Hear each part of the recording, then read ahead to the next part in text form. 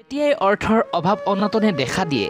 তেতিয়াই অলপ গাখীৰ হাতত ৰাখি কৈ দিয়ক মাত্ৰ এই এটা শব্দ, দূৰ হ'ব দুখ কষ্ট, নাথাকিব টকাৰ অভাৱ। গতিকে বন্ধু বান্ধৱীসকল, প্ৰথমে মোৰ চেনেল টিপছ ABC 101লৈ আপোনালোকক স্বাগতম জনাইছোঁ। বন্ধু বান্ধৱীসকল, আপোনালোক কেনে আছে? আশা কৰোঁ ভালে আছে, সুস্থ আছে আৰু সদায় দৰে এই চেনেলৰ প্ৰতিটো ভিডিঅ' চাই গৈ আছে। বন্ধু বান্ধৱীসকল, আজিৰ ভিডিঅ'টি কিন্তু খুবেই গুৰুত্বপূৰ্ণ। গতিকে ভিডিঅ'টি স্কিপ নকৰাকৈ শেষ পৰ্যন্ত চাই গৈ থাকক আৰু এতিয়া আহক ভিডিঅ'টি আৰম্ভণি কৰি লওঁ। বন্ধু বান্ধৱীসকল, মানুহৰ জীৱনত আটাইতকৈ প্ৰয়োজনীয় বস্তুৱেই হৈছে অৰ্থ আৰু সমৃদ্ধি। কিন্তু বহু সময়ত দেখা যায় বহুত পৰিশ্ৰম কৰাৰ পাছতো ধনৰ অভাৱ আঁতৰিয়ে নাযায়। জীৱনত অভাৱ অনাটন দুখ কষ্ট যেন নিত্য সংগী হৈ পৰে। পুৰণি ধৰ্মগ্ৰন্থ আৰু বাস্তুশাস্ত্ৰত কোৱা হৈছে যে ধন সম্পদ কেৱল মাত্ৰ পৰিশ্ৰমেৰে যে আহে এনে নহয়, কিছু আধ্যাত্মিক শক্তিৰ আশীৰ্বাদৰ ফলতো আহে। যেতিয়াই ঘৰত শুভ শক্তিৰ প্ৰৱাহিত হয়, তেতিয়াই লক্ষ্মী দেৱী নিজেই সেই গৃহত আহি স্থায়ীকৈ থাকিবলৈ লয়। সেয়েহে আজিৰ ভিডিঅ'টিত মই আপোনালোকৰ লগত আলোচনা কৰিম এনে এক শাস্ত্ৰ সম্বন্ধীয় উপায় বা প্ৰতিকাৰৰ সম্বন্ধে, যাক কৰাৰ মাধ্যমেৰে ঘৰলৈ সুখ শান্তি আৰু সমৃদ্ধিৰ লগতে অৰ্থৰ প্ৰৱাহ বৃদ্ধি পাব। আৰু এই উপায়টো কেঁচা গাখীৰ সৈতে জড়িত, যি উপায় কৰিলে আপোনাৰ জীৱনত মা লক্ষ্মী আৰু ভগৱান বিষ্ণুৰ বিশেষ আশীৰ্বাদ লাভ হ'ব আৰু অৰ্থ সমৃদ্ধিৰ পথ একেবাৰেই সুলভ হৈ পৰে। গতিকে মূল বিষয়বস্তুলৈ আগবঢ়াৰ আগতে এটা সৰু অনুৰোধ, যদি আপুনি এই চেনেলত একেবাৰেই নতুন তেন্তে ভিডিঅ'টিত এটা লাইক কৰি কমেণ্টত লিখক ওম নমো ভগৱতে বাসুদেৱাই নমঃ।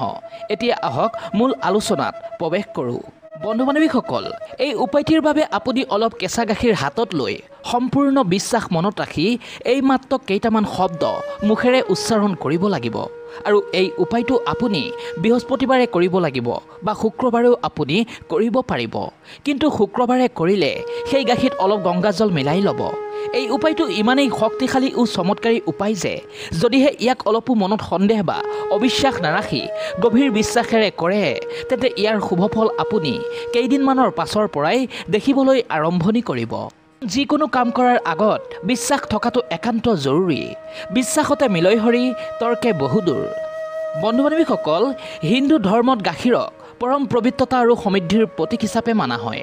পূজা, হোম যজ্ঞ, দেৱতাৰ অৰ্ঘ্যদান, প্ৰতিমা অভিষেকত গাখীৰৰ ব্যৱহাৰ প্ৰচলিত। গাখীৰ হ'ল পঞ্চামৃতৰ অংশ। পূজাত ব্যৱহৃত পঞ্চামৃতত গাখীৰ বিশেষ স্থান আছে। বিশ্বাস কৰা হয় যে পঞ্চামৃতত দেৱতা সন্তুষ্ট হয় আৰু ভক্তৰ মনোবাসনা পূৰ্ণ কৰে। ধৰ্মীয় বিশ্বাস অনুসৰি গাখীৰে আত্মা পবিত্ৰ কৰে, অশুভ শক্তি আঁতৰাই দিয়ে আৰু ঘৰলৈ লক্ষ্মীৰ আশীৰ্বাদ আহে। আধ্যাত্মিক দিশত গাখীৰে মানৱ মনক শান্ত কৰে, দেহ মন একাগ্ৰ কৰে আৰু ধন সম্পদৰ শক্তি আকৰ্ষণ কৰে। লক্ষ্মী দেৱীৰ প্ৰিয় বস্তু হৈছে গাখীৰ আৰু পুৰণি গ্ৰন্থত কোৱা হৈছে য'ত গাখীৰ থাকে তাত অন্ন আৰু ধনৰ অভাৱ নাথাকে।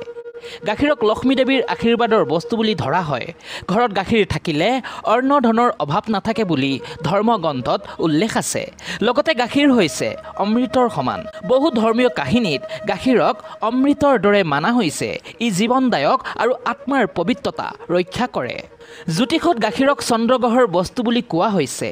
যাৰ জন্মকুণ্ডলীত চন্দ্ৰ দুৰ্বল, তেওঁক গাখীৰ দান বা গ্ৰহণে শুভ ফল দিয়ে। মনোবল আৰু শান্তি বৃদ্ধি। চন্দ্ৰ হৈছে মানসিক শক্তিৰ প্ৰতীক। গাখীৰ সেৱনে মানসিক উদ্বেগ, চিন্তা আৰু ভয় কমায়, পজিটিভ চিন্তা শক্তি বৃদ্ধি কৰে। জ্যোতিষমতে সোমবাৰ দিনা যদি গাখীৰ দান কৰা হয় তেন্তে দুখ দূৰ হয় আৰু ধনৰ অভাৱ কমে। এই গাখীৰে গৃহস্থী জীৱনত শান্তি আৰু মধুৰতা আনে। জ্যোতিষ অনুসাৰে গাখীৰে উত্তপ্ত গ্ৰহৰ প্ৰভাৱ কমাব পাৰে, যেনে শনি দোষ, মংগল দোষ কমাবলৈ গাখীৰ দান বিশেষ উপকাৰী। গতিকে বন্ধু বান্ধৱীসকল, আপোনালোকে নিশ্চয় গম পাইছে যে এই গাখীৰ কিমান চমৎকাৰী গুণাগুণ আছে। এই গাখীৰ কেৱল আহাৰেই নহয়, ই হৈছে পবিত্ৰতা, শান্তি আৰু সমৃদ্ধিৰ প্ৰতীক, দেৱতাৰ দান। গতিকে এতিয়া জানো আহক গাখীৰে কৰা এই বিশেষ উপায়টিৰ বিষয়ে।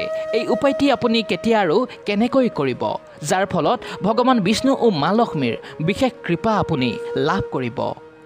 এই উপায়টো বিশেষকৈ বৃহস্পতিবাৰে কৰাটোক অতিকৈ শুভ মানা হয়। পুৱা উঠি স্নান কৰি পৰিষ্কাৰ কাপোৰ পিন্ধক।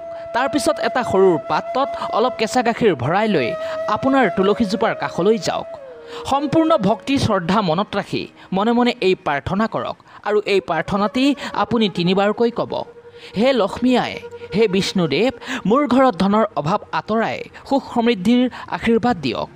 ইয়াৰ পাছত সেই গাখীৰ তুলসীজোপাত অৰ্পণ কৰাৰ সময়ত ওম সুপ্ৰভাই নমঃ বা ওম নমো ভগৱতে বাসুদেৱাই নমঃ এই মন্ত্ৰটি 11 বাৰ উচ্চাৰণ কৰিব। এই উপায়টিৰ মাধ্যমত ভগৱান বিষ্ণু আৰু দেৱী লক্ষ্মীৰ আশীৰ্বাদত গৃহলৈ সুখ শান্তি আৰু সমৃদ্ধিৰ আগমনৰ লগতে অৰ্থ প্ৰবাহৰ পথ মুকলি হ'ব। লক্ষ্মী দেৱীৰ সন্তুষ্ট হৈ ঘৰত স্থায়ীভাৱে বসতি কৰিব ল'ব। জীৱনত সাফল্য আৰু শান্তি আহে। ঘৰত সদস্যৰ মাজত সমন্বয় আৰু ভালপোৱা আৰু শান্তি বাঢ়ে। দাম্পত্য জীৱন হয় মধুময়। আৰু জ্যোতিষমতে যাৰ বৃহস্পতি দুৰ্বল তেওঁলোকৰ বাবে এই কামটো অতি উপকাৰী হয়। বন্ধু বান্ধৱীসকল, এই উপায়টো হৈছে অতি সহজ সৰল আৰু শক্তিশালী উপায়। আপুনি যদি নিয়মিত 21টা বৃহস্পতিবাৰ কৰিব পাৰে বেছি ভাল হয়।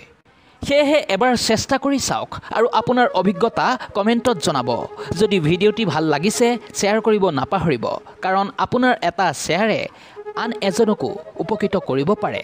গতিকে ভিডিঅ'টি যদি ভাল লাগিছে আৰু ভগৱান বিষ্ণু ও দেৱী লক্ষ্মীৰ কৃপা আপোনাৰ ঘৰখনৰ ওপৰত যদি বৰ্তি থকাটো আপুনি কামনা কৰে, তেন্তে তলত কমেণ্টত শুদ্ধ মনে লিখক জয় লক্ষ্মী নাৰায়ণ।